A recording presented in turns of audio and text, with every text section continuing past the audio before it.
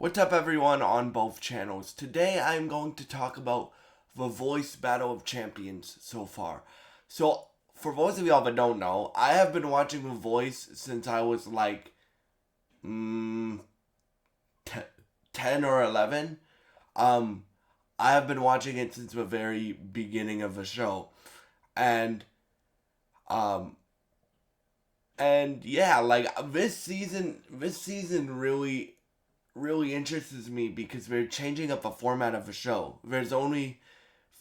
We've had two episodes so far, and they're still in the blind auditions, right?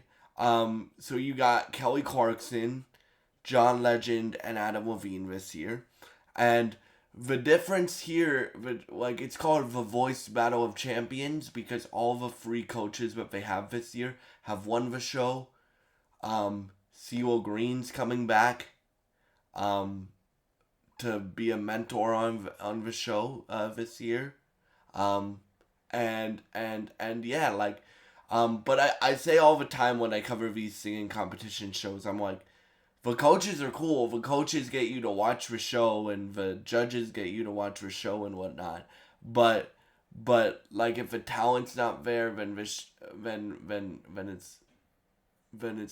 useless to watch one of these shows. This time the talent is immense there. Like the people that they get to find people on American Idol and The Voice specifically is they're insanely talented. They're like A&Rs going around finding these people, right? So like in these and like there's great country artists this season. Kelly Clarkson's getting all the country artists so far. Well, Adam just got a country artist to end off episode 2, but Kelly Clarkson's gotten a lot of the country artists this year, which makes sense because Kelly's worked the most with country artists. But um with this, I don't know who's gonna win the show. I really don't. I don't know who's gonna win the show because you don't have Blake, and you don't have like Niall Horn or somebody else, right? You have these three coaches. Now, if you guys were to ask me, no, what are your favorite seasons of The Voice? My favorite seasons of The Voice are like the early ones where Christina Aguilera was a coach, and then uh, in 2021 when Ariana Grande was a coach, and then the two seasons that Nick Jonas was a coach. Those are my favorite seasons of A Voice. But I really like Maroon 5. I like their music, but I'm not as big of a fan of Maroon 5 as I am of like Kelly and John. But all three of the coaches this year are great picks for their teams, and they only have great picks for artists because all these people have done multiple genres, right? Like John Legend's mainly known for doing R&B, but he's writing two musicals right now. He has worked in country, pop, jazz. He's acted before. Like he's an EGOT winner, right? So like he's really good. And then Kelly Clarkson is one of the best vocalists on this earth, right? But best vocalist ever, right? With and Kelly's not afraid to cover anything. Like Kelly can go from singing opera to singing country to singing in Arabic to singing in Spanish to singing in to singing a jazz song to singing a pop song to singing an R&B soul song. Like she's crazy. And then Adam, even though I'm not as familiar with Maroon 5's music, I know the singles of Maroon 5, obviously. I know the hit records, but I'm not as familiar with Adam's music. But Adam can really sing too, right? They have really good coaches this year. And then you also have Drewski, who's a comedian, and he was on the Justin Bieber album, right? The Swag 1, he was on Swag 1. And then they're integrating a lot of sports into this season, because it's called the Battle of Champions. So we're integrating a lot of like NBA basketball players into this season, right? Because NBC is also running the NBA this year. Like, that's where they show the NBA this year, so that's cool. But now let's talk about the talent. So I really like the diversity of genres here, right? Like, you got country, pop, R&B, character voices. And guys, keep in mind, I am not a vocal expert. I am just a guy. I'm not a vocal expert. I'm not a music expert. I'm just a guy that's trying to, that loves music and trying to learn how to become a better singer, right? So, for me,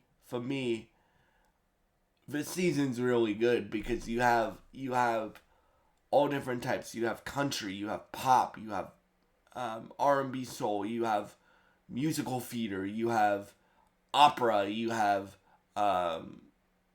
rock, you have like, and this is only we're only up to night 2 of the blind auditions, so I'm very interested to see where it goes. Some of my favorite auditions was in episode 1.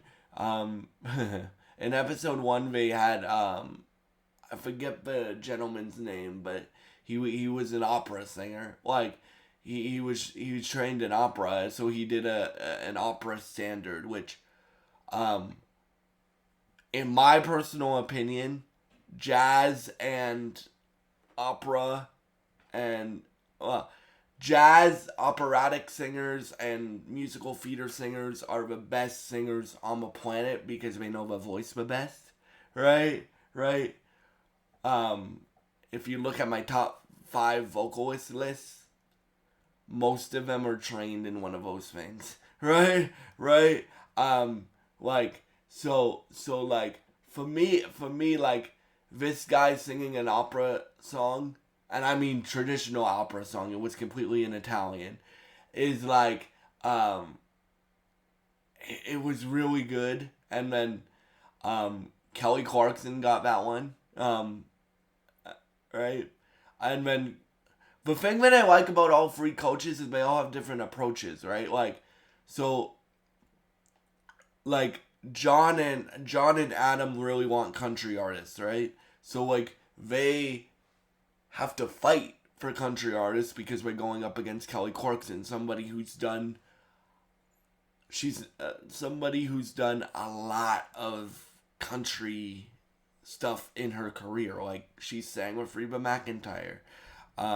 She sang with Trisha Yearwood. She sang with Jason Aldean. She's like, so it's very hard to beat Kelly in like when you're getting a country artist. But like, John Legend, for those of you who don't know, yes, he has the song with Carrie Underwood, Hallelujah, but he also has written for country artists before. He's sang with Kane Brown before, right? So that's interesting. And all these coaches, like, I tell you guys this all the time, all these coaches and all these artists, like, this is why I like the diversity of genre on this show, is all these people love music, right? Doesn't matter what genre it is, they just love music and they're gonna fight to get you on their team, right? And there's some great R&B singers on here. Like, there's a woman that sang "You Make Me Feel Like a Woman," the Aretha Franklin version, and then she didn't make the girl who sang Aretha Franklin made it through, and she went to Team Adam because her kid is a big Maroon 5 fan. And then there's some great country singers on this too. Like, there was a dude who sang "Watermelon Moonshine" by Lainey Wilson. There's great rock singers on here, which rock is very hard to sing because if you mess up with rock, it doesn't sound good. Right. Um, but like that's where so there's some great rock singers on here. Um, like and the thing that I like about like Kelly Clarkson's pitching style is she says like, "Hey, I'm gonna push you as a coach because." Especially for people that she sees that can sing any different type of genre, right? I call them everything singers because that's the singer I want to be, right? Because I'm into so many different genres of music, as you guys know if you watch either one of my channels, right? Um, so some artists she goes, "Hey, what do you want to do? Are you fine if like, well, and then some artists they respect all different types of genres of music, but some artists know their lane, right? Like there was so John and Kelly were pitching an artist, and like Kelly's pitch was, "Hey, I sang like if you guys watched." Well, Kelly Clarkson won American Idol the year I was born, so obviously I wasn't alive when she was competing on American Idol, but I've gone back and watched her season, right?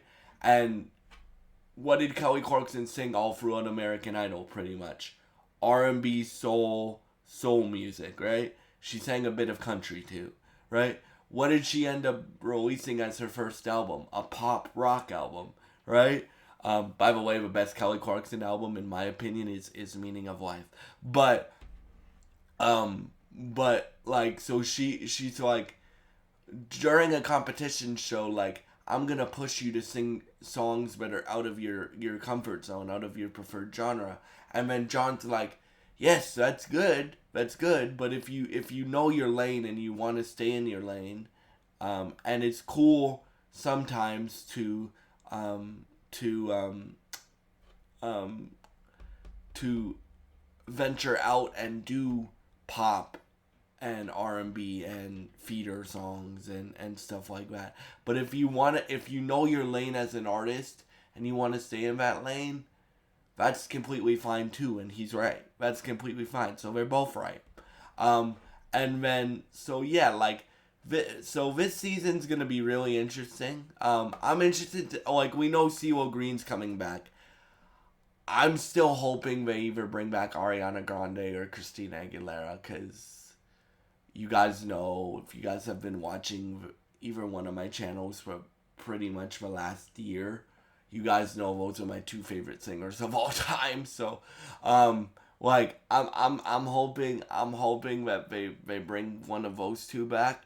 But yeah, like for me like this season is really filled with the brim of talent, and I really like the format. I like it's the same thing that I like with American Idol. Like American Idol, pushes like the people on American Idol like they have specific nights that they have to do right, like Disney night or rock night or R&B soul night or gospel night, right? So they have to sing a bunch of different styles of music, and all the coaches on The Voice this year just love music.